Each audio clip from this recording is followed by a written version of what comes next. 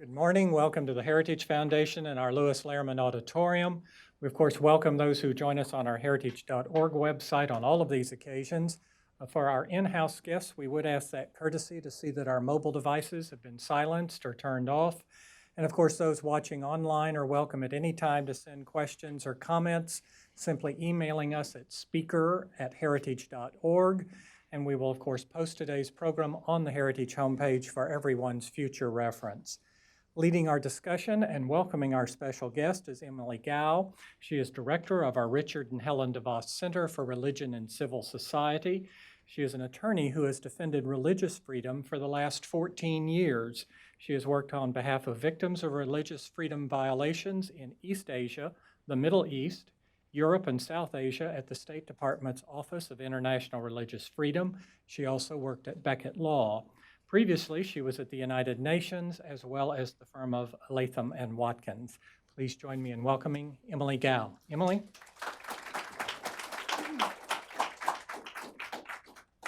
Thank you very much, John, and welcome to the Heritage Foundation.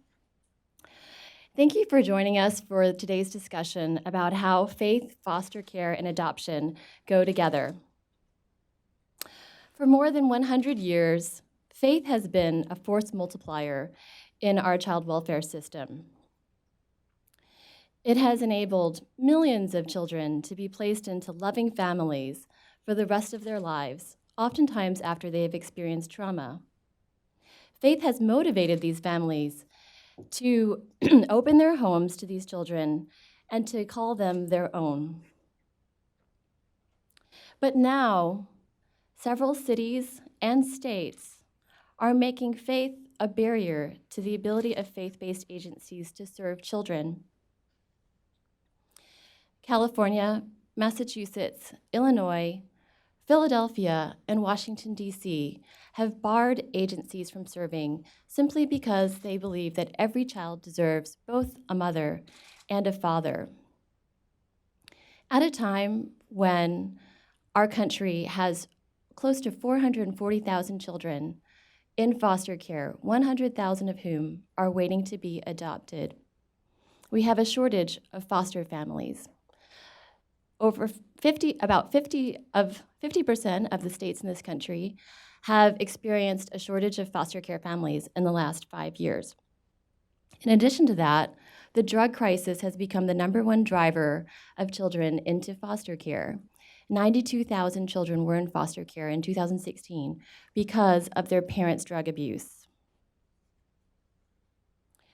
When Philadelphia put out a call for 300 additional foster families, they then suspended 2 agencies, Catholic Charities and Bethany Christian Services, from continuing to serve because of their religious beliefs. Now, Congress has introduced the Child Welfare Provider Inclusion Act, H.R. 1881 and S. 811, introduced by Senator Mike Enzi and Representative Mike Kelly. This legislation would restore government to a neutral position with regards to religion, where they would not be able to discriminate against any agency because of their religious beliefs. Governor Bevin has led the state of Kentucky in recruiting foster families from churches and nonprofit groups through his initiative, Open Hearts, Open Homes. In 5 years, from 2012 to 2017, Kentucky increased the number of beds for foster children in the state by 46%, according to the Chronicles of Social Change, which Natalie Goodnow recently referenced in her Heritage paper, The Role of Faith-Based Aid in Child Welfare, which is available outside and online at the Heritage website. In addition to his role as an advocate for vulnerable children, Governor Bevin and his wife, First Lady Glenna, are parents to 9 children, 4 of whom were brought into their family through adoption. In addition to his initiative, he has personalized the issue of adoption and foster care in the state by prioritizing the voices of foster children themselves, bringing them to the table and asking them what their concerns are, and making that into legislation. He has also added $24 million to the state's budget for child welfare, increasing the salaries of social workers so that they can work better and more efficiently to place children in foster families. And finally, he has called upon the 6,500 houses of worship in his state to step up and step in to the lives of these children. After Governor Bevin gives the keynote address this morning, we will have some time for question and answer. Then the governor will leave for his next engagement. We ask that you please stay seated as he exits the room and as our panelists come to the stage and respond to the governor's address and share their own ideas about how faith, foster care, and adoption can go together. We encourage you, if you are tweeting today, to please use the hashtag #KeepKidsFirst. And now, would you please join me in welcoming Governor Bevin?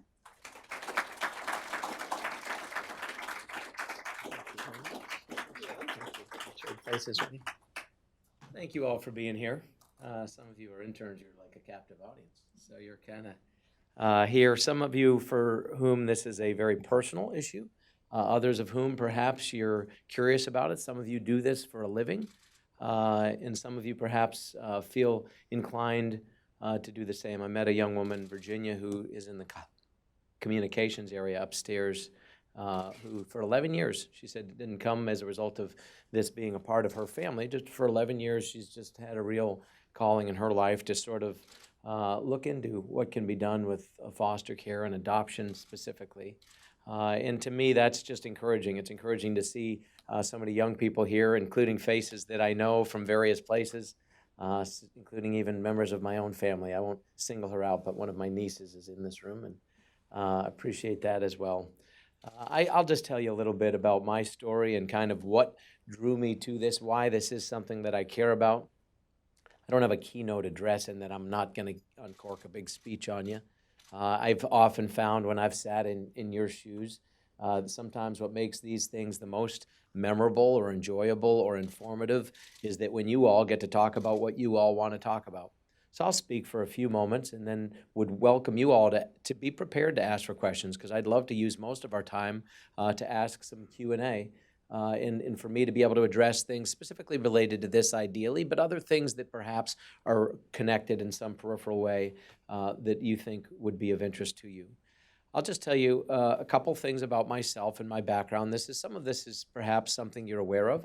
This is the first political job that I've ever had. So I've never previously been in government. I was informed by a couple of things, interestingly. There were two specific events that happened over time that were the primary drivers but behind why I decided to get engaged. And one of them was this exact topic. Met a young girl many years ago, more than 10 years ago. I was at a playground with my kids, and they were playing with other kids, and kids were playing on merry-go-rounds and or whatever you call that little spinny thing that has now been largely removed because apparently it's dangerous. But it was fun. There was one of those. There were some swings and things of this sort, and we had a small dog. And I noticed this one little girl was playing with my girls, and they were playing with the dog, and they were all having a good time together. And so I started talking to this little girl, and I asked her, what, at the time, again, this was 10 plus years ago, I'd never been involved in anything politically at all.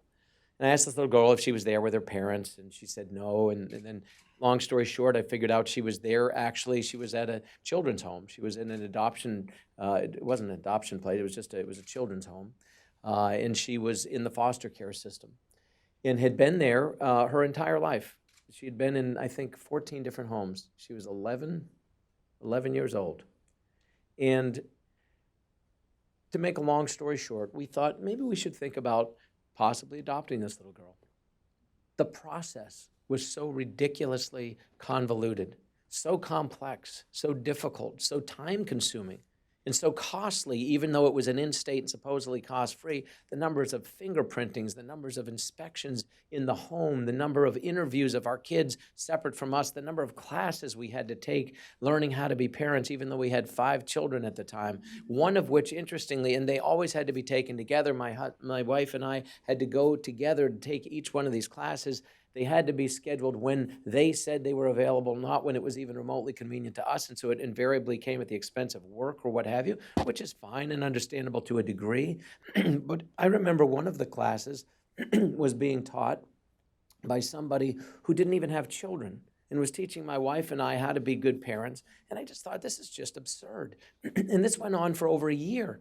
And we did everything right. And we did everything, paid everything, did everything, thousands and thousands of dollars for all these inspections and all of this stuff. And all to ultimately be told after more than a year that, you know what, you already have 5 children, that's enough. This is someone at the state. We think it's better for this child to stay in the system than to be the 6th child in a family because she wouldn't get enough attention. Now, can you imagine? It still just breaks my heart because this young girl would be the age of some of you in this room. She's a young adult somewhere, 20-something years old. And the statistical chance that her life has turned out well is small.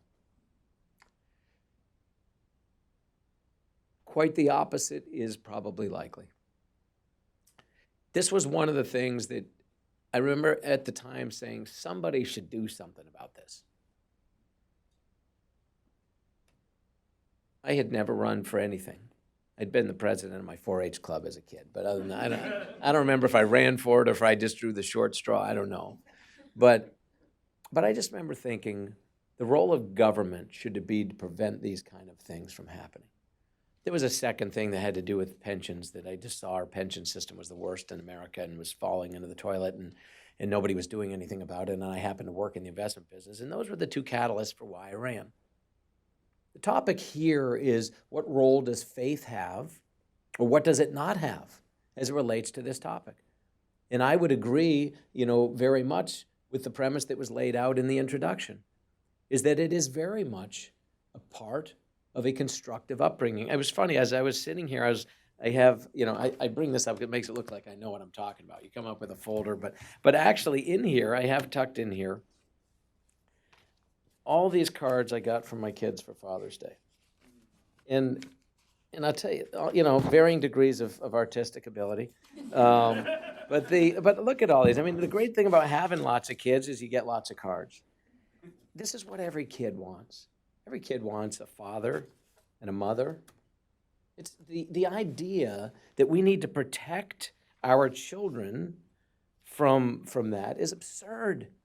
This idea that we need to be worried about certain organizations making that as an option for kids exclusive of some other option, and that's somehow detrimental. Any study that's been done, and Heritage among others have looked at this, you will never find any study that has ever been done by anyone that shows anything other than what I'm about to say, and that is that the absolute best chance for any child, we'll speak specifically to America, but it's true anywhere in the world, is to be raised in a home with a mother and father who are together the entire time of that child's upbringing. Every statistic that has ever been done, every study, every analysis that has ever been done affirms that same thinking. Every one of them. Not one has ever shown the opposite. That a child who does not grow up in a mother and father home has a harder time in life. That's just the sad reality of it. They're more likely to get involved in criminal activity. They're more likely to not finish school. They're more likely to have behavioral problems. They're more likely to become addicted. They're more likely to become pregnant before they're married. These are the kind of things that are systemic now in entire subsections of our culture and increasingly across the entire country. And what we have found time and time again is these things are the cause of many of them is to be coming up in homes that are just not functional. It isn't to say that a mother and a father in a home makes for a perfect home. My goodness, you could find millions of examples of where that's not the case. I'm not trying in any way, shape, or form to pretend that there's something magic about that just perfect kids come out of such situations. Of course they don't. But we also know that statistically, and statistics do matter because they're facts, statistically, a child who grows up in that environment has a much better likelihood of turning out as we in society would want them to turn out. And that may seem like a presumptuous statement because, well, who are you to say how people should turn out? I mean, how about if we just talk about broadly, like, we don't want people stealing from us if they live next door to us? How about something like that?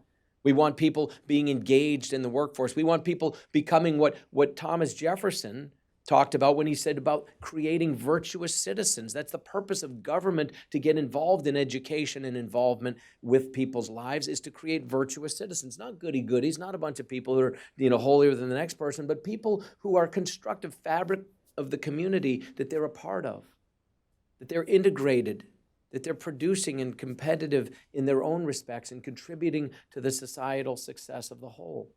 That's what a virtuous citizen does. So these are the kind of things that inform my thinking. This is the kind of, it's not rocket science. I'm not the person who invented all this. I didn't think it up. I've always had a heart for young people, in particular children, orphans. I don't know why. From the time I was a kid, I always read books about orphans. The first time I ever remember somebody asked me what I wanted to do when I grew up, I said I wanted to own an orphanage. Seriously, I didn't know you couldn't own orphanages, but to me, I was going to own an orphanage. I was going to take in orphans. I was going to take care of them. And there were all these stories that sort of inform my thinking. I don't know why I was that way. I was. But there's about 167 million orphans in the world. That number, no one knows exactly how many it is, and depending on which organization, but it's 150 to 200 million, somewhere in there. All these children just need and want a home, a stable, loving home.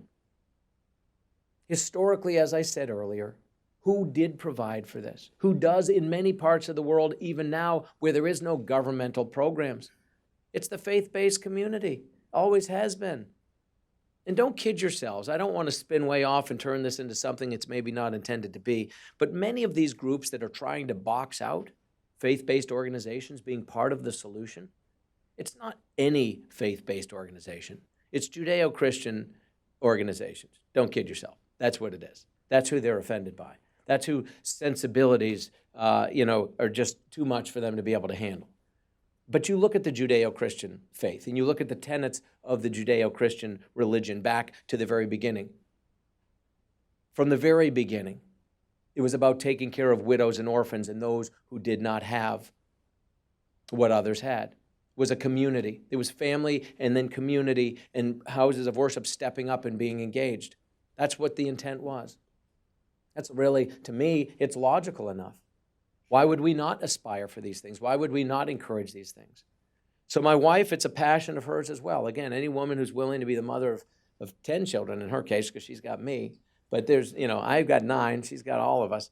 But somebody like that, she has a passion and a heart for this. And so many of these initiatives that we're talking about are things that she is very, very passionate about. You see, this is our family here. I guess I just noticed it's in the back of the room, and I realize you must be looking at it as well. This is our crew. Not perfect. Trust me, we look a lot more perfect than we really are in that picture. But a normal family. It's a little slice of America right here. And there's lots of hormones, as you can imagine. There's 6 teenage daughters in my house right now, so there's lots of attitude, but it's all good. It's all good, and I wouldn't trade it. I really wouldn't. These are the kind of things that we want for children in Kentucky, and frankly, it's my passion to see this fixed in America. So among the things that was noted that we've done is we did set up a couple of things, open hearts, open homes, where we're proactively reaching out to the faith-based community and saying, listen, step up and step in, as was noted. That's literally what we're asking you to do, to be involved, be a part of the solution. There's no perfect answer. There just isn't. Let's figure it out as we go. We have all these things pulling in the other direction. This opioid crisis has been brutal. Thousands and thousands of children being taken from parents that are addicted to drugs and that are trying to find homes for these children. We have more than 2,400 children in Kentucky right now eligible to be adopted. And it takes them almost 3 years from the time they're eligible to the time that the bureaucracy allows them to come out the other end. And you'd think that, hey, once you get to be governor, you get to just fix that. My goodness, how entrenched it is, how it's reinforced at the federal level by laws and rules, and how often I'm told by people internally, well, we can't do that because that would compromise this federal funding stream, or we have to fill out this form first, or we have to, my gracious. We've totally taken our eye off the ball. What is the point of all this? The point of this is to take care of children. That's the point of it. Everything else should be secondary to that. And so I think it's our responsibility. And for you young people, again, I appreciate you being here. Some of you not as young, but I'll tell you, I appreciate your passion. Thank you for caring about this. We have this obligation. to be our brother's keeper, our sister's keeper, to look out for those who can't look out for themselves, who are vulnerable. Not just children, it's throughout society, but we're speaking specifically about children in the foster care system and eligible for adoption. These are the things that matter to me. My wife, put together a group of kids who are foster kids, and they're on a youth advisory council that she chairs, and this is her passion. Again, she doesn't have a lot of time. She's a very under-the-radar screen person. Most of you will never meet her, and that will be by choice on her part. And it's not that she doesn't love the idea of meeting good people. She just is a quiet person, and she's busy, but she has a heart for this. But one of the things she does do with the time she devotes is this youth advisory council. And some of the things that have come out of that is that foster youth in Kentucky didn't used to be able to get driver's licenses because so many of them had to get the permission by law of their biological parent, who may or may not even be around or may not be inclined to give a rip about their kid. And so kids were precluded from getting jobs and having normal lives and doing the kind of things because they didn't have any ability to get transportation. They couldn't get a driver's license. That's crazy. So we passed laws to change things like that. Fictive kin is a term that is familiar to some of you, but basically we passed laws that allow somebody who's not a blood relative, which used to be the only stipulation that was allowed, somebody who might be a coach or a neighbor or somebody from church or a trusted friend, to be able to, for a duration of time up to a year, step in and essentially take responsibility for a child without any formal legal, or financial obligations, but just to step in and be part of a solution. A fictive kin law. These are two things that I would encourage any state that you're involved with or have any influence in. If you check and see, can your foster youth get driver's licenses at the age of 16? Or are there barriers? Is there a fictive kin law or something of that sort? These are the kind of things I would encourage. They're simple steps, but it's a powerful argument to be able to tell a young person that your voice matters. It's the same thing we're telling so many of you. A number of you are doing internships here and at other organizations in town. Your voice does matter. You're the next generation. I'll say one final thing here. Again, let's say a couple more things real quickly. I want to talk about a ruling that was came down recently, just a couple weeks ago, a federal ruling. There was a case where we had to sue to get our rights back from the state, for the state. The governor that preceded me, between the time I was elected and the time I was sworn in, there was a few weeks, and he struck a secret deal where he gave the rights of the state to the ACLU and an organization called Americans United for the Separation of Church and State, which, I'll save my thoughts on that in its entirety. But anyhow, that organization and the ACLU were given the right to come in and monitor what type of religious activities or exposure children in certain foster homes and adoption homes were being exposed to in Kentucky. And the state gave that right. The ACLU now had control to monitor this and to keep track on this, and frankly, was very overt in their desire to subjugate that and suppress it and eliminate it. Any exposure, that somehow children be exposed to morality and higher authority in a sense of structure and any spiritual development is somehow bad for them. When in fact, as we noted earlier, and every study has ever shown from the beginning of time, the opposite has been true.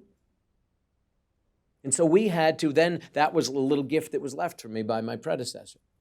So I had to sue in order to get our rights back again, because actually they sued when we basically said we're going to undo that. So they sued and said, no, you can't, and it turns out we can. So a federal judge fortunately upheld that. But these are the kind of things that are happening. It isn't just happening in the states and in the cities that were noted. It isn't just happening with a couple of organizations whose names were noted. This is a very systemic and intentional operation that is being done, where people just want to scrub out any exposure to Judeo-Christian thinking and to religion in general as well. The ironic thing is that all of this is done in the idea under the guise of being open-minded and being diverse. But the irony is that as long as your idea of diversity and open-mindedness doesn't deviate from those who have this agenda, then they're fine with you. It's just very ironic and a little hypocritical, frankly. So I would encourage us to be on guard against this and to stand firm. We know that these are part of the solution. Again, when we have 6,500 different churches in Kentucky, and I have 2,450 kids that are looking for a home, if if I can't find one home in every 2.5 churches, clearly these stated missions of these organizations are not being taken very seriously. This is a simple problem if we can get government out of the way. The reason I wear this little button, it's a pair of scissors cutting through red tape. I wear it all the time. I would encourage you all to feel free to steal it and take it everywhere you go and everything you touch. There's too much government, too much involvement, too many rules. Isn't to say there's no purpose. There is a good purpose for government, a constructive purpose. But we don't need as many rules and as much bureaucracy as we have. Let me stop there. There's a couple other things I might say, but let me ask you what questions some of you have, because I think these are the kind of things that will help to drive the rest of this conversation, and I'll probably come around to some of the other things I want to say as well. Can I start off with a question for you, Governor? Sure. Could you please share with us one of your favorite stories about how faith has impacted somebody's adoption story? Let me say this. This is actually not related to an adoption story, but it does relate to foster care and a child who was a teenager and had always hoped to be adopted and never was. I was speaking to this young man. He was actually 18 or 19 years old. Just recently had left the foster care system. And I met him. He's somebody who was in school and was trying to make a go of his life. But in my conversation with him, he talked about all the various foster homes that he'd been in. And the ones that gave him, and there was one in particular that he was talking about, that had given him the greatest sense of belonging, was one where actually going to church was a part of that family's regular life. In the going to church every week, he said it was the only thing that always seemed normal to me. It always seemed stable. It seemed to make sense. My life made no sense. His was a horrific, horrific personal life that had led him to ultimately being in the foster care system. But his appreciation for the fact that the stability of it, the logic of it, the normalcy of it, just seemed innate to him. And so, I mean, he comes to mind. He's somebody I met about 6 months ago when I was speaking in a situation like this, and he came up to me afterwards. And he encouraged me to please make sure you fight for families who may take kids to church, to not be dissuaded from the fact that that's good, that many kids like us, even if we don't know what we need and want, that he said, as I've looked back on my life, it was the only thing that seemed stable and normal. So, I mean, he comes to mind immediately in response to that. There are others as well. Think about the foundations of this nation. I mean, what's written over the doors of the Supreme Court, for crying out loud? I mean, all the very things we're trying to scrub out now. The idea is that there is a higher spiritual authority. And this is one thing I would say, too, and I think kids understand this. We sit on a three-legged stool. We do, every single one of us. In the Western culture, we're so blessed. We have it so good we can afford to be apathetic about any or given thing at any point in time, and things still go on. But you think about it, every human being has three primary needs. We have a physical need. We need to eat, we need to exercise, we need to stay fit. We have an intellectual need. We're curious, we're intellectually curious. We want to grow, we want to learn, we want to meet new challenges. But we have a spiritual need. It's easy to forget the third. In a society where we're so blessed, we can afford to balance on a two-legged stool. How many of you, maybe I was the only kid that ever did this. When I was a kid, I had a bicycle, and I used to try to balance on it as long as I could. And I realized if I had a little stick, I would use a stick, it was about this big around, just a teeny little sapling. And if I balanced and if I just started to tip it, I could just touch the ground just for a brief second with that little sapling, and it would balance me back up again. And I would try to balance as long as I could. You can do it. It's not easy. It is possible for a little while. What would have happened if I had fallen completely over on that little sapling? Would have completely snapped. Would have been insufficient. What I would submit to you all, and this is why this matters to me in terms of faith-based initiatives as it relates to adoption and foster care, innately as human beings, we're created to sit on a three-legged stool. We are. And we have the intellectual and the physical, but we also have a spiritual need. And we can afford to allow that little leg to atrophy through neglect or disregard. But ultimately, when stuff happens in life, my wife and I lost our oldest daughter when she was 17 years old in a car accident. I will tell you, when things like that happen to you in life, you fall hard over on a leg that may or may not be there. because you don't have it, because the physical and the intellectual don't provide any comfort, they don't provide any answers. And that's when you realize that indeed that third leg matters. And if we've allowed it as a society or as an individual or as a family or as a community, as a state, as a government, as a whatever, to atrophy to the point that it's unable to sustain us when we put our full weight on it, shame on us. Because we will reap a terrible repercussion from that. Because we will find that we don't have the preparation. This is perhaps getting a little more in the weeds than was intended with this, but I'm telling you, this is why these things matter. Because every young people, and some of these kids in the foster care system in particular, have already been through things none of us would ever imagine or wish for on anyone. Horrible, horrible circumstances. These are children who desperately need 3 firm legs under their stool. And we have an obligation, I think, to give it to them. Thank you very much. We have time for a couple of questions, and the microphone will come to you. Please stand up, state your name, your organization, and please make sure you ask a question, not just make a statement. So let's start with the lady in the back in the purple. Hi, I'm Jennifer Cook. I work here at the Heritage Foundation in fundraising, and I'm just the Open Hearts, Open Homes concept intrigued me. So while you've been talking, I'm trying to research it online, and I'm finding a couple of things. But is there a website for it, or is it just an initiative where you guys are hosting folks? And then, in addition to that, can you tell me more about success stories and how that's working out? You going into the different churches and having these kind of like seminar type conversations, it seems like. Thank you for that question. It's still at its genesis to a degree, and let me kind of make this tight so we can get to some other questions. But this was an initiative that we realized, let's proactively reach out and make clear that we want them to be part of this solution. So we put out just an initial little video. We put it in one church, and we said, listen, if you're interested in being an adoptive parent or being involved even from a faith-based community in the foster care, maybe with the potential to adopt or maybe just a foster, we'd like to have you speak in one church on one Sunday. We put one little thing up. There were more than 150 families that came. We weren't ready for it, to be honest with you. We really weren't. So we are now partnering with an organization called Orphan Care Alliance, which is helping us to do a tremendous job of training and getting people prepared. So we're sort of doing Open Hearts, Open Home 2.0 right now. Because in the very beginning, what was clear to us is that there was far more desire pent up and willing than we really anticipated there might be. We thought maybe 15, 20 people might be interested. There was so many multiples of that we realized we need to get a better structure in place. There have been families that have adopted. There are children who've had successful adoptions out of those first initial meetings. So there are children that are in forever families that are permanently part of a family because of those initial conversations. But we are structurally working with partners. This is another thing I would encourage you. The government is not the solution for all this. The government is not. There are so many good organizations. Some of you represent some of these. But I would say, please, if you do represent one, this is not a turf war. We have to keep in mind that the point of this is for children to find permanent families.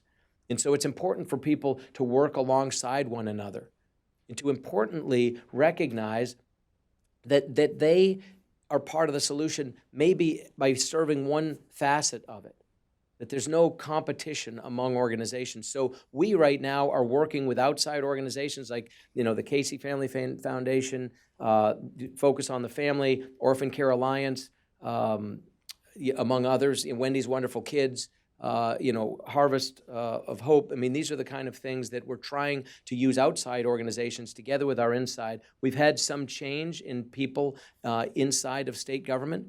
It's very entrenched and bureaucratic. We're starting to make changes there, but we are basically rolling it out. I just this morning, as I was coming over here, got an email from the largest church in Kentucky is actually going to be basically rolling out another iteration of this where we are more prepared and ready to do this. So I'm excited. This church alone could fix the entire adoption backlog in Kentucky. They won't, nor do they need to, but they could, quite literally. If 1 out of 10 families in that church adopted a child, we'd fix the problem. So, thank you. We have time for one brief question. Okay. The gentleman with the orange tie. If I do it really fast, we'll get to yours too. Yeah. Bob Woodson, the Woodson Center. We're pleased you're meeting with Pastor Soares. Yes. My question is, if you're recruiting all of these families and they're met with bureaucratic obstacles to receive children, you have a Republican in the governorship, Republicans in the administration. What is the difficulty of challenging this bureaucratic gridlock? You know what's interesting is that it really shouldn't be. It's several things. You have something with state employees that are they're called merit employees. They're basically tenured. You can't get rid of them. Doesn't matter how bad they are. Some of them are great, but interestingly, so many of the good ones get frustrated and move up and out. And so many that have been around forever move up just by dint of having been around. Now they're supervisors and they're in charge. It's like the toll booth operator. They have the ability to make your life miserable for 10 or 15 seconds, and sometimes they do. You know, think about it. I mean, seriously, now we have Easy Pass. We can bypass that. But think about this. I mean, sometimes people are in a position where they don't want to be helpful. I think it's important. It's a good question. You'd think we should just be able to clear this up. It's not that simple. It's frustrating to me. It's been compounded by the fact that this opioid crisis has been putting thousands of more children into the system. So even though we have fixed things and even though we are addressing certain problems, the inflow has been so excessive in our state and others. But this is starting to turn. I feel that we've leveled off, and back to this first question, getting to this 2.0, where we're starting now to come up with a method where it will change. But some of it is, I've got entrenched bureaucracies and ideas where mediocrity and not getting in trouble is the goal, not about placing. I have programs that have frankly done little to nothing to ever place a child anywhere, and yet they consume millions and millions of dollars, and over time, billions of dollars that have gone into this in our state, with no really good constructive effect. But this is going to change. Again, what does it take? What did Edmund Burke say? What does it take for evil to prevail? It's for good men to do nothing. For good men and women to sit on our hands and do nothing. If we sit by and don't sound the alarm, if we don't stand up, if we don't speak out, if we don't advocate for these things, if we don't have people who devote their lives and passion and legal expertise to addressing this, then nothing will change. But it can change, and it will change. I'm confident in this. In Kentucky, you watch Kentucky. We don't have it right. We're not the poster child by any stretch, but it is my goal that in the end, and sooner than not, that any child who's in the foster care system in America anywhere would wish they were in Kentucky, because we do it better than anywhere else. That's not the case now. It will be. I'm determined that it will be. We have all the right partners, and if we get people pulling together and not apart from one another. And one of the things that I did just recently is I brought many of these organizations that I meant to a single meeting, and we sat around and we said, listen, who in this room can't work with someone else in this room? Who in this room doesn't have the ability to work with someone else? And there's a few people who may or may not want to play in the sandbox, but the vast majority do. They want to.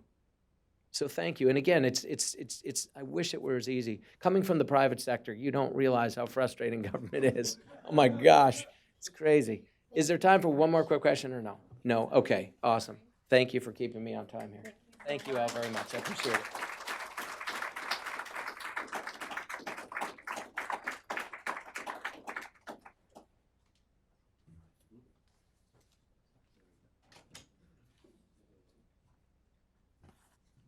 I'd like to invite the panelists to please join me now on the stage. We're so delighted to also have three experts who've devoted their entire lives to working for vulnerable children, both in the United States and around the world, to join us today. We have Jed Medefin, the president of the Christian Alliance for Orphans. The alliance, known as CAFO, unites 190 respected organizations and over 650 churches to join in initiatives to inspire and equip Christians to live out effectively the Bible's call to care for orphans and vulnerable children. They join in initiatives to grow adoption, foster care, and global orphan care rooted in the local church. These include the CAFO Summit, the Orphan Sunday Campaign, the National Foster Care Initiative, and the National Church Ministry Initiative.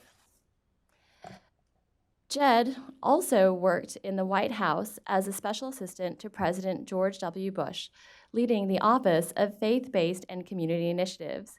In that post, he oversaw reform efforts across the government to make community and faith-based groups central partners in the federal government's efforts to aid the needy from prisoner reentry to global AIDS. He also held a wide range of posts in the California state legislature, and he has recently written a book called Becoming Home, which offers an exploration of how families and communities can embrace vulnerable children with wisdom and love through adoption, foster care, mentoring, and more. After Jed speaks, we will have Becky Wyand, the executive director of the Congressional Coalition on Adoption Institute. CCAI is a nonprofit, nonpartisan organization that was founded in 2001 by advocates of children in the United States and around the world who are in need of families. These advocates seek to match the commitment of members of Congress with families and children. CCAI provides them with information and resources that they need to make the dream of a family a reality for every child.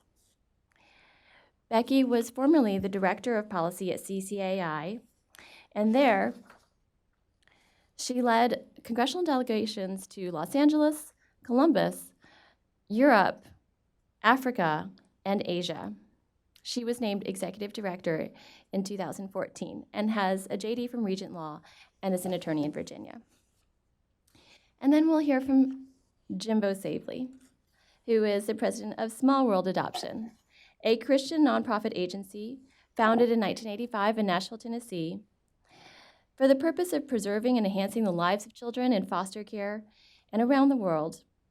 As a response to James 1:27, through adoption, they give orphan children the greatest gift, a family, making them orphans no more. Small World rescues orphans in institutions on 4 continents, and they place them for adoption with Christian families. Jimbo is a pastor as well with Southern Baptist churches. He has served as both a children's pastor and a youth pastor. He's also served on the Rising Adoption Leaders Council for the National Council for Adoption and currently serves as chairman of the board for the National Christian Adoption Fellowship. Please join me in welcoming our panelists.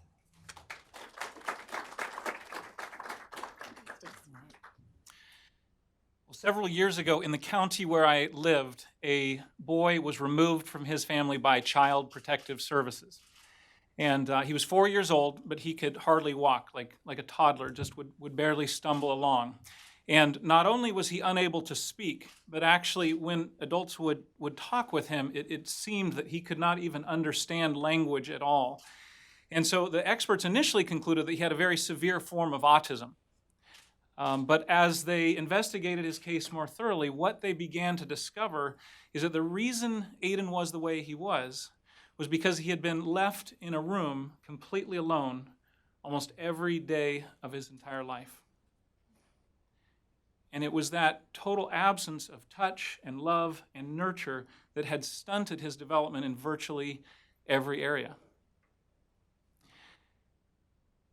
And the government removed him from that home, and I think we can all really affirm the government played a vital role there. It essentially saved him from death. What actually, in the United States, more children die from severe neglect than from abuse, which is an interesting reality. And so government played a vital role in preventing that death and enabling Aiden to thrive. But it leaves us with the question, what are the things that enable a child like Aiden not just to survive, but to truly thrive, right? And I think we all know intuitively that what children most need is love and nurture and belonging. And those are things that government alone can never provide. And so we're left with a dilemma, particularly in public policy discussions. What do we do in order to meet those far deeper needs than government by itself can touch? Well, the great news for Aiden is that a very loving family brought him into their family through foster care. And his siblings began to play with him and provide some of that touch and that interaction that he so badly needed. His mother worked with him day after day, physically helping his body develop, but also with language. She would make flashcards, go through word after word. She would help his lips to form the words, actually. And little by little, he began to develop. And the summer before last, actually, Aiden and his family were over at our home. And I knew his story, and so I was amazed as I looked out the window of the backyard and saw him not just kind of stumbling across the backyard, but he was running and leaping and sword fighting with my kids. It was beautiful. And then he came through the house as I was starting to dish up dessert, and I didn't know if he would respond, but I said, "Aiden, would you like some ice cream?" And he just looked up at me and he said, "Yes, please." And I don't think there is anything more beautiful on earth than seeing a life that has been hurt and wounded beginning to blossom and flourish in the love of a caring home. And Aiden's family, this is an important part about them, they would say that the reason that they chose to welcome him in is because of their faith. As they would describe it, they would say, this is actually how God first loved us. That when we were kind of in great need and alone, that he welcomed us into his family. And so we see what we're doing just as a small reflection of the way that we have first been loved. And I think it bears saying that the things we've been talking about, the love, the nurture, the belonging, these are things that are not only critical to helping a young child to thrive, but they're needed for every one of us, right? And if we're talking about any complex social issue, these are the things that are most critical, whether we're talking about addiction or returning prisoners or homelessness or global complex matters. I mean, certainly there are a physical element to it, and sometimes government can provide those things. But the deeper things that are needed, those are things that can't come from government, the love and nurture and belonging. And so here is the primary thesis that I'm arguing today. It is this, that if we are serious about addressing the world's great needs, then we absolutely need faith-based organizations and faith-motivated individuals to be a part of that. This is completely apart from any of our opinions about faith or religion, whether we're religious or not, or what religion we happen to be. But just if we look at the issues and we say we want to address those, then those who are motivated by their faith to service are invaluable allies. And I'd like to present some empirical data that I believe just shore up that case with hard numbers. And to help make it a little more something that would stick in your head, I brought 3 objects, okay, to help you kind of embody these things. So first of all, this is a checkbook, all right? And what I would first say is that faith motivates uncommon generosity. Research by Arthur Brooks actually finds that individuals who attend faith services each week donate 3 times the percentage of their income given by individuals who do not attend church. And this is not only to religious organizations. Actually, they give more to religious organizations, but they even give more to non-religious organizations. And we've seen this very vividly in the realm of adoption and orphan care. If you look at giving by all Americans to all charitable causes since 2010, it has risen by about 30% since 2010. But as measured by what's an organization called ECFA, they look at the data of giving to Christian organizations, and they actually have found that giving over that same time period, where all giving rose 30%, that giving to Christian adoption causes has risen by 81%. And giving to Christian orphan care has risen by 90%. That's 3 times as fast. And so faith motivates uncommon generosity. And it's not only in the financial side, actually. That same data also shows that faith-motivated individuals volunteer more hours, they give blood to blood drives more frequently, and a number of other things. So that's number 1, uncommon generosity. Secondly, we've got a washcloth or a rag here. Faith motivates sacrificial service. That could be just scrubbing the floor, it could be wiping a bloody nose of a child, it could be washing someone's feet. But if you look at the data, you see that faith-motivated individuals are very active in sacrificial service. You see, actually, the World Health Organization estimates that about 40% of all healthcare in sub-Saharan Africa is provided by faith-based organizations. And then you bring this back to the conversation that we're having, that actually research by Barna showed that faith-based individuals adopt at rates twice that of the general population. Okay, we see the same actually not only just in adoption generally, but individuals practicing Christians in this particular study were more likely to adopt children with special needs, older children, sibling groups, and other hard-to-place populations. We see similar things in the foster realm. Practicing Christians were 3 times as likely as the general population to seriously consider foster care. And so we see that these are people we need on our team if we're talking about wading into very difficult situations. Finally, one more little object here. What does this represent? Represents any young parents here? Anyone with a baby in the room? Okay, there we go. You know what this might be? It's butt cream, right? It's really important. You don't want that diaper rash, right? Well, what does this have to do with anything? Well, I'll tell you a little story. So my wife and I were contacted by our foster agency, and they said, hey, we know you weren't planning on this, but we've got a newborn that needs a home today. Any chance you'd be willing to take him? And we weren't really ready for this, but we had been approved for foster care, so we said yes.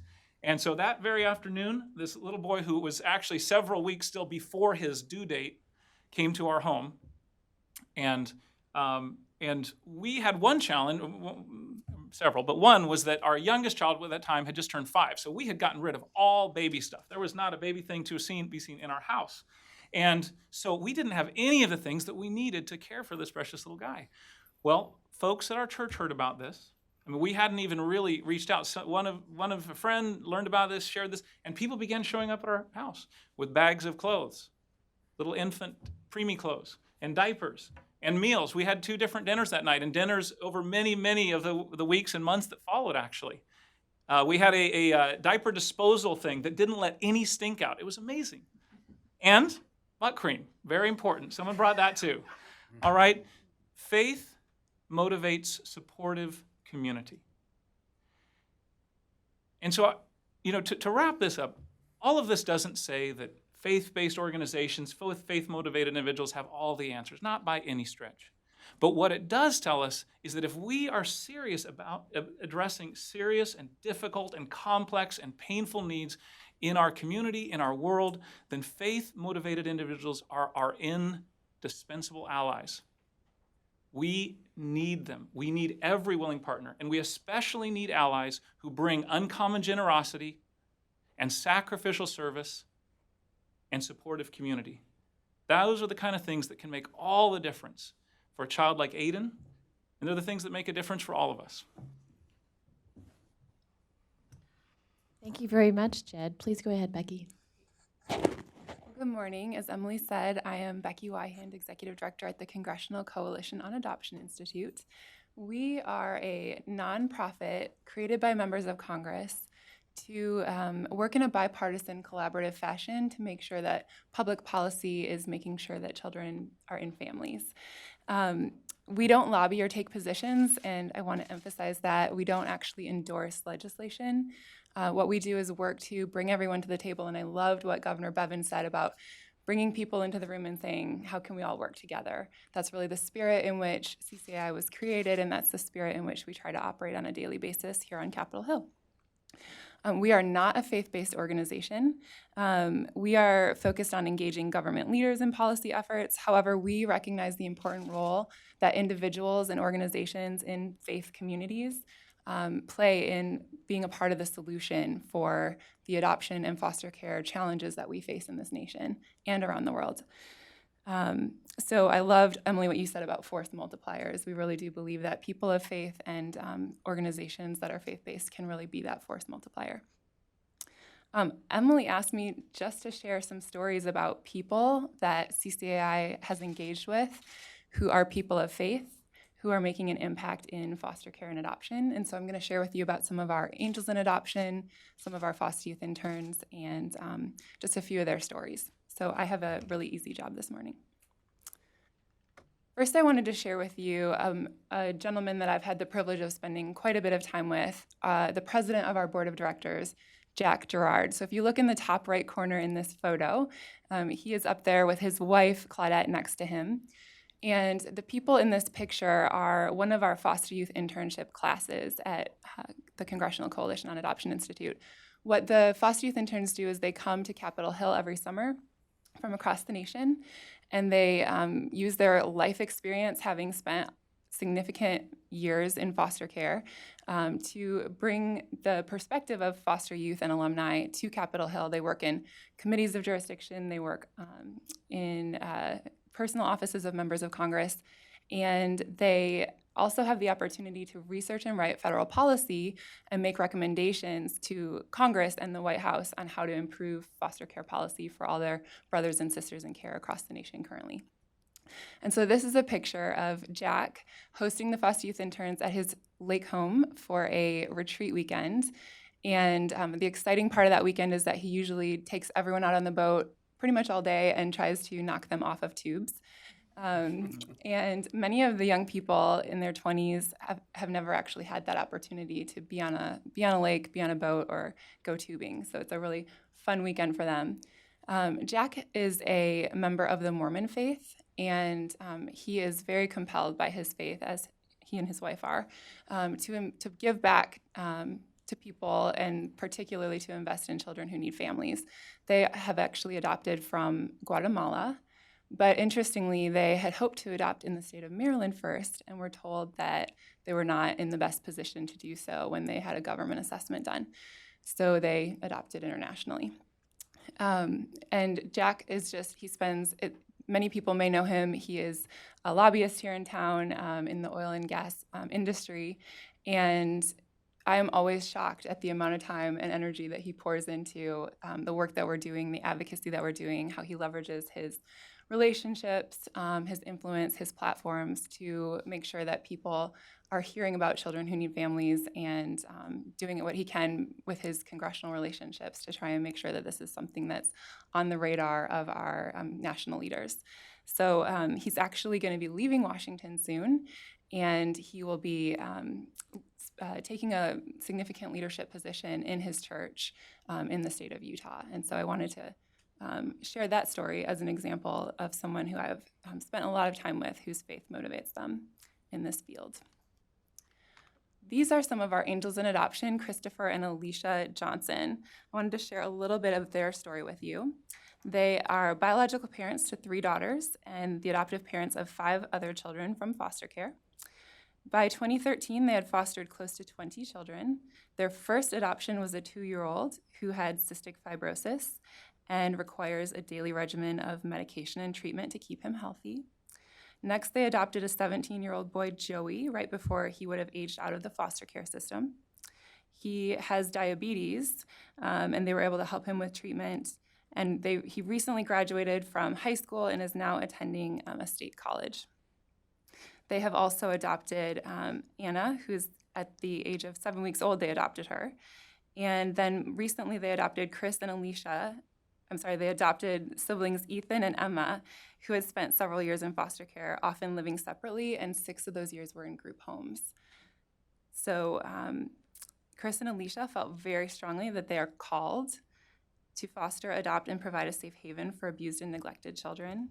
Chris is the senior pastor of Liberty Baptist Church in Claremont, Florida, and he's also serving as the vice president of Lake Sumter Foster and Adoptive Families Association, and the Central Florida Regional Vice President for the Florida State Foster Parent Association.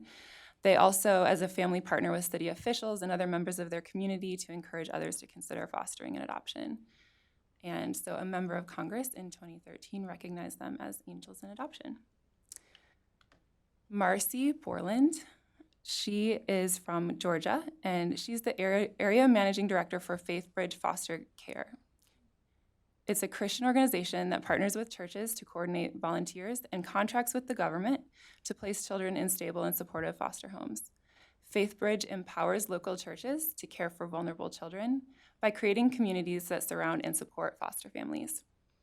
Marcy's responsibilities include raising awareness for the larger number of children who need homes, developing church relationships, managing child welfare best practices, and managing foster family consults.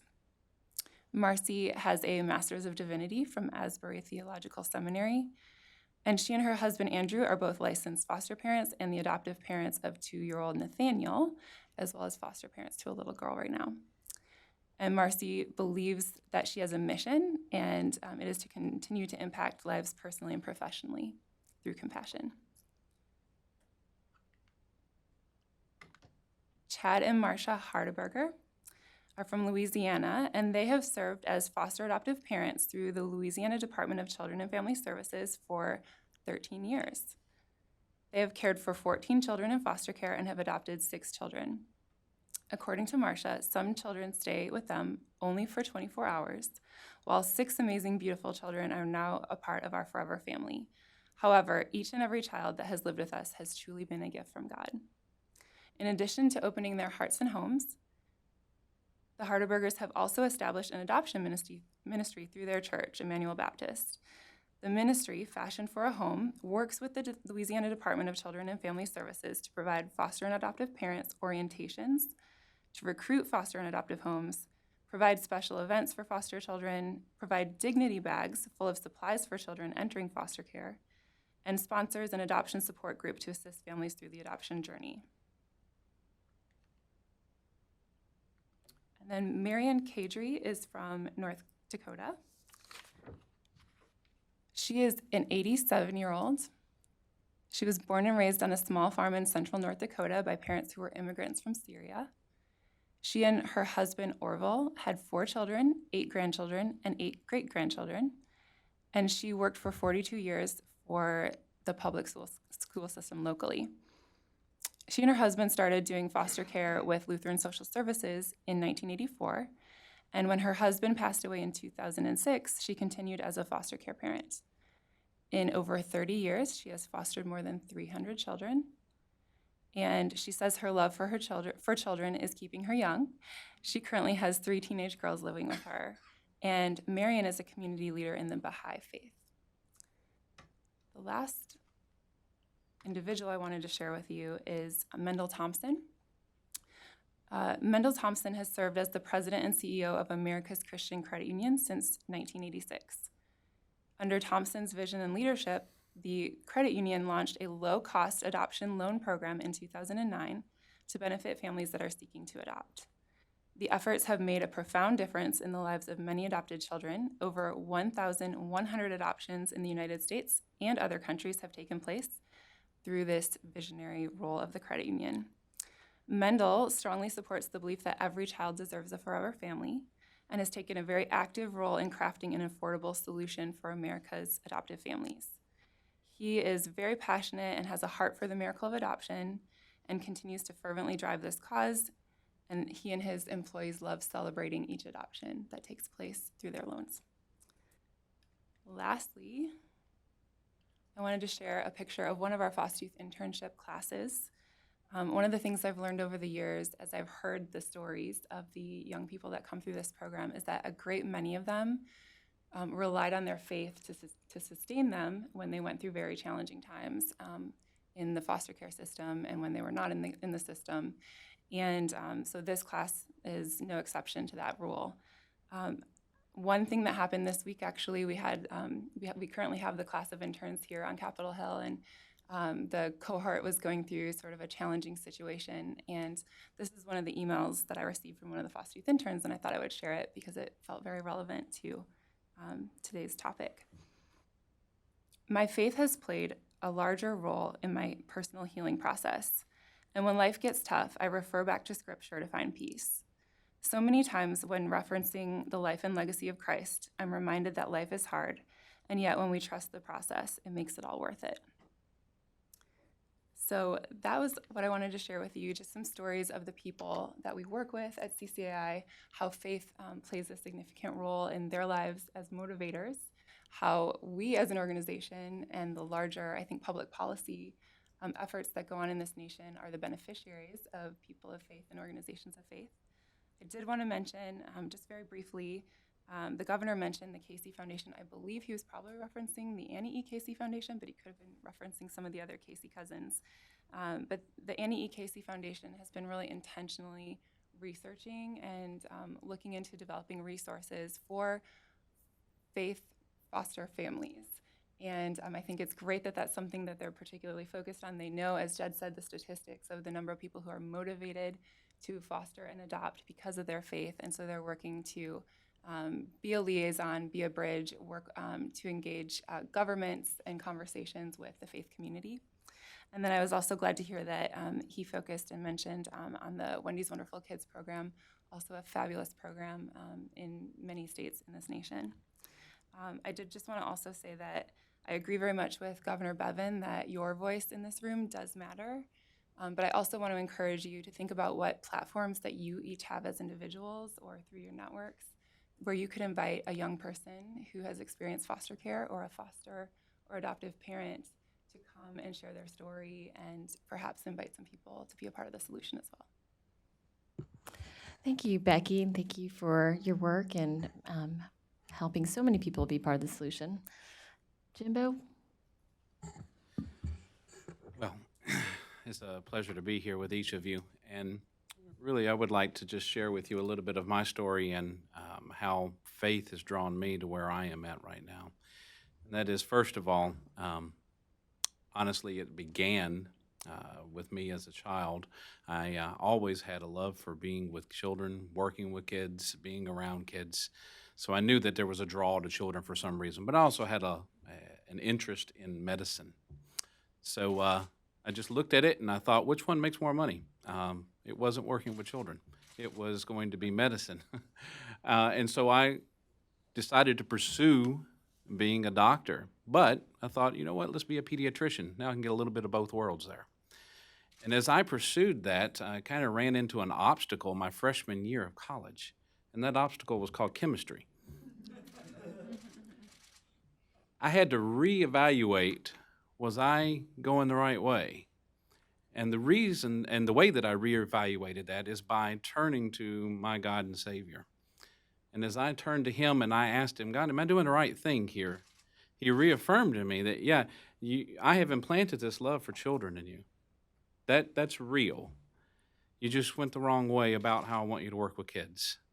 And so He steered me through my faith, through my talks and my prayers and my meditation with Him. As I talked with Him, He steered me into the field of adoption and orphan care. And that's where I'm at today. And so since 1991, I have been with Small World Ministries doing adoptions, orphan care, working with foster children all over the world, in the United States and approximately 20 different countries that I've worked in. And so in addition to that, I'm also chairman of the board of the National Christian Adoption Fellowship, which is a number of us who have gathered together as an organization to support one another in order to be able to help hold each other accountable, to come up with ideas and work together as Christian organizations to carry the plight of the orphan. I think it's important for us to look at why faith drives care of orphans, foster care, institutionalized, whatever it may be.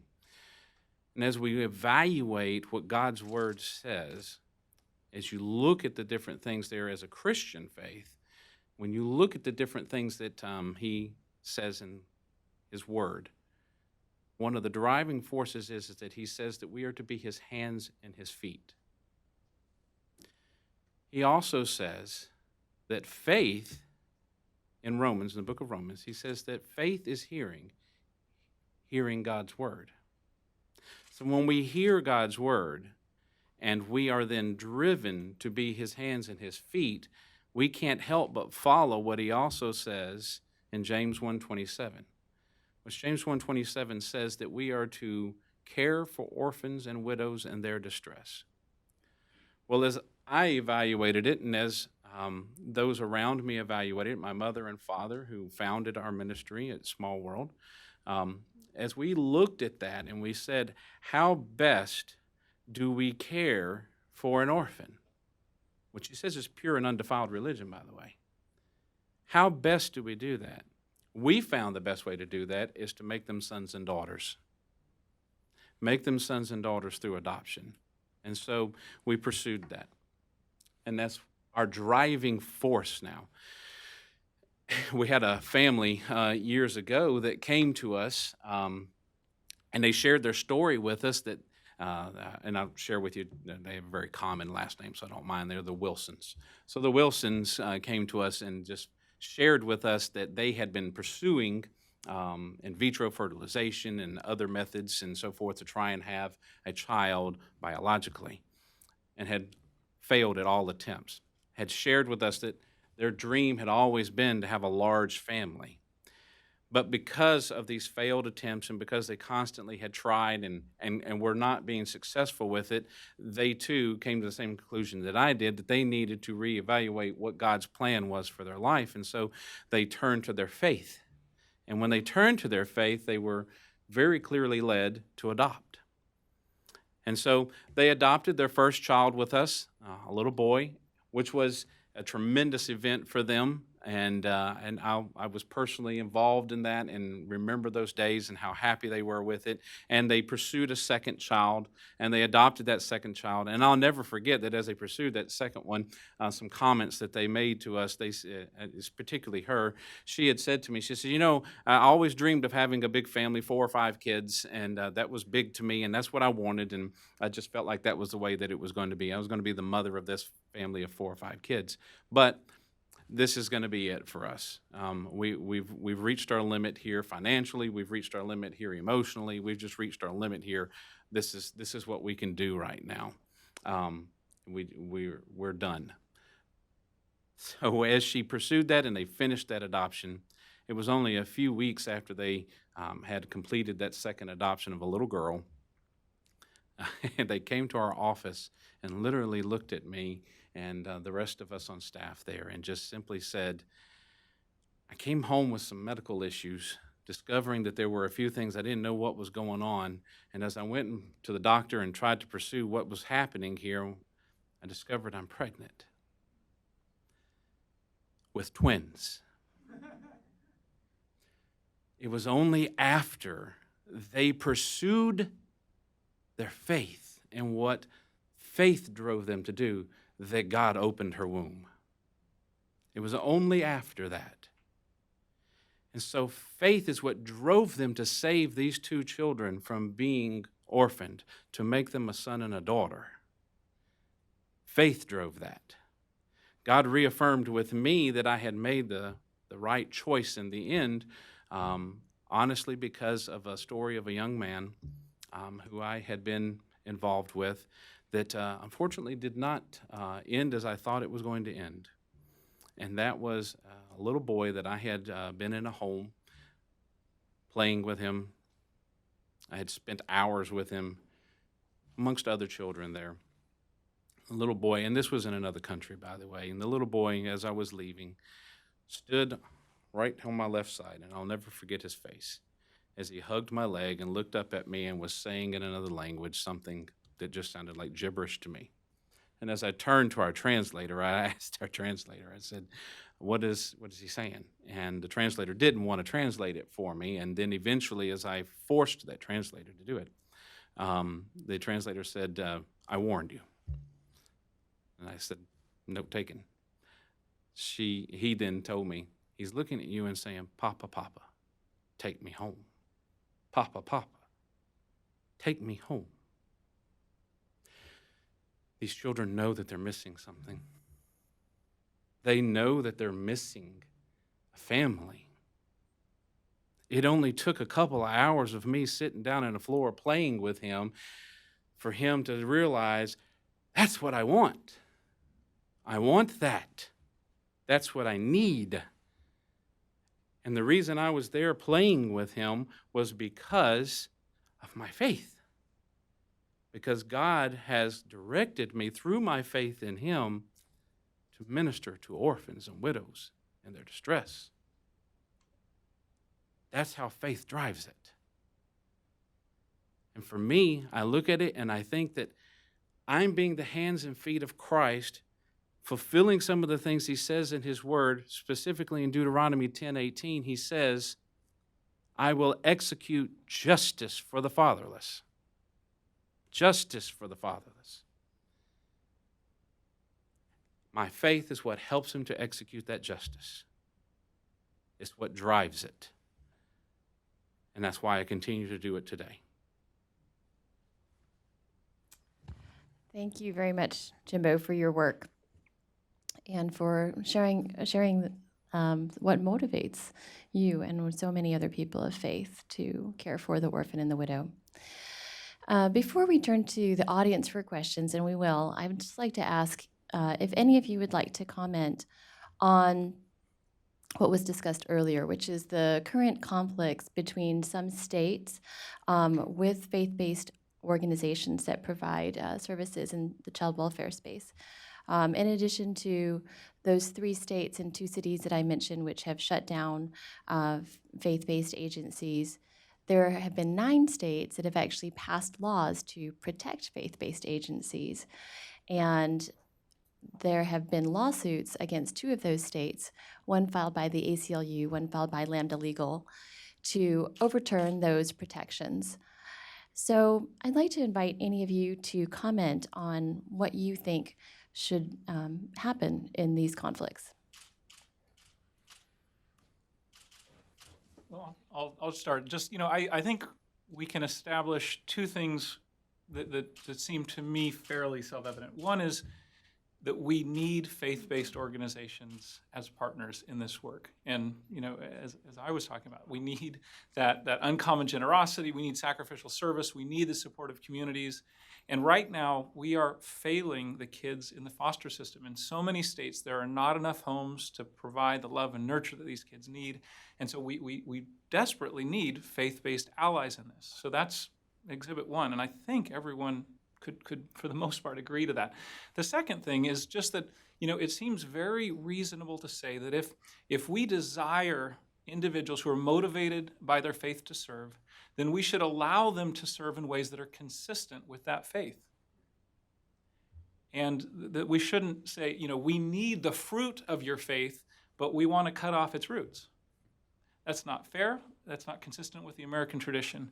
And so I think those 2 things together enable us to argue for a real pluralism in the public square, that we need diversity. We need every willing partner. And that would include organizations motivated by their faith to serve from a variety of faiths, as well as organizations that would claim no faith at all. We need every willing partner so that we can do right by children in foster care, kids that need adoptive families, families that need support in the struggle and brokenness and trying to get off drugs and all of those things. And so to me, it doesn't need to be a zero-sum game. We can still have systems that honor and the dignity of every individual in the state, while at the same time honoring the sincere convictions of religious organizations. I would also add that, when you look at some of the hard statistics that are out there, for instance, one of the organizations that I have good friends with called Save Adoptions has done a study in which they studied the families that are actually following through and doing adoptions and working with these kids. And they looked at the faith of those people and whether or not they have any faith. And as they examined that, they examined all adoption agencies' families that are Hague accredited here in the United States. And so they looked at all those families. And here's what they found. Families identified as active Christians made up 87% of all adoptive families.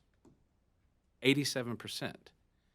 And so that alone, to me, says that we need to be able to, as a government, as a country, to honor these faith-based agencies to do this work, because that's the majority of who's responding to take care of those kids. And so the red tape is what's stopping so many of them from happening. As the governor, pointed out, we could easily take care of those 2,400 kids in Kentucky. There are more than enough families willing to do that. But I will tell you that over the time that I've done this, since 1991, the overwhelming thing that stops family is how hard it's going to be. How hard it is. There's so much red tape and so much I've got to go through, and I don't think I want to go through that. There are some families who comment that to us. The red tape, in my opinion, is what stops it. My only comments, Emily, are that we need more families, and there's a estimate that says that 70% of children who are adopted out of foster care are adopted by their foster families or their kinship caregivers. So we need a steady stream of foster families and caregivers stepping up in order to have that permanency that we're looking for in many of their lives. And I'm also really grateful, as I mentioned, for organizations that are not faith-based, like Annie EKC, taking the lead on trying to bring the worlds together, the government sector and the faith-based organizations, so that barriers in communication can be broken down and more understanding and I guess better translation of some of the perspectives can take place. Thank you. It seems like we need an all-hands-on-deck approach, not a zero-sum game approach. Well, now we have some time for questions from the audience. If you have a question, please raise your hand and the microphone will come to you. The gentleman in the back in the blue shirt. Yes, it's Josh Shepard with The Stream. Might be a question for Jed, but perhaps all the panelists. Some voices in the media, they've disparaged adoption by Christian families as merely a ploy for proselytism. As you educate potential adoptive families, how do you navigate those issues? Yeah, thanks for the question. You know, one thing I've shared with, I enjoy interacting with some of the critical writers and things, and including there's a lady named Catherine Joyce who wrote a very critical book of faith-based adoption and foster care, and we've become good friends. And she asked me that very question. I said, Catherine, if people just want to get people to believe a certain thing, to kind of pray the sinner's prayer, as some people would say, there are much easier ways than to welcome this child into your family permanently, than to give them your last name, than to write them into your will, to tie your very destiny to theirs. You can go down and pass out tracts. There are a lot of other ways to do this. As an adoptive father and as a friend to many, many other adoptive families, adoption is beautiful, but it can be really hard. And, many of these children have experienced the world at its most broken. They know great hurt. And if you open your home to them as an adoptive parent, and frankly, as foster parents too, you are welcoming that hurt into your life, into your heart. And so I would just say that, there are much, much easier ways to proselytize than adoption and foster care. And I don't think that would be the, well, I'll just end there. Thank you. Any other questions? The gentleman in the back with the brown jacket. Hi, I'm Michael Robinson. Came up from Richmond, Virginia, not a part of any organization, but just interested in what's going on. And my question is, seeing the pictures I've seen as an African-American who advocates for adoption by whoever, what are the challenges you faced within other organizations or individuals as it relates to Caucasian families adopting Black children, if you have faced those? And if so, how do you respond to that with the love and grace that I know we need to, but I know myself I'd be very frustrated if I was trying to provide a loving home and then there are organizations that don't want that to happen because you're not the same color as those you're adopting. Thank you. Well, I can say that as an agency that does adoptions, as a ministry that works in that, one of the things that we are doing in response to that is we have brought in a number of training programs and encouragement and support groups for these families in order to, and we'd love to share that with people who challenge a person of another race adopting a child of a race that's not their own. And so in doing that, we take them through these training programs. We are encouraging them to be active with people of the race of that child, and we are constantly providing ways for our own families to get together and have time with other families that are in the same situation for them, in addition to providing a number of counseling programs and training programs for them, getting them ready for that. And anybody who qualifies to be a mother and a father to a child, we're going to pursue using them to partner with us in being a mother and father to a child and train them for what they feel called to do. And if that training is not working, if we then determine this is not the right path, you've misinterpreted what you're called to do, we're very open and honest with them about that. We're very open with them to say, we believe that you should pursue a different path here. Maybe you should consider this age child, or maybe you should consider not adopting a child of that race because of the community you live in, so forth. We will pursue those things. So that's what we're doing in response to that. Thank you. We have time for one last question about the lady in the white shirt.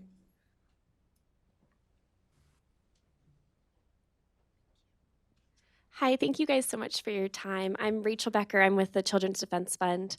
I was wondering, as a child who spent time in the child welfare system and who has met a lot of foster care kids with my position this summer, I'm curious what the role faith-based organizations can play in reunification and keeping children with their families, especially with the passage of Family First in February. Is there a role?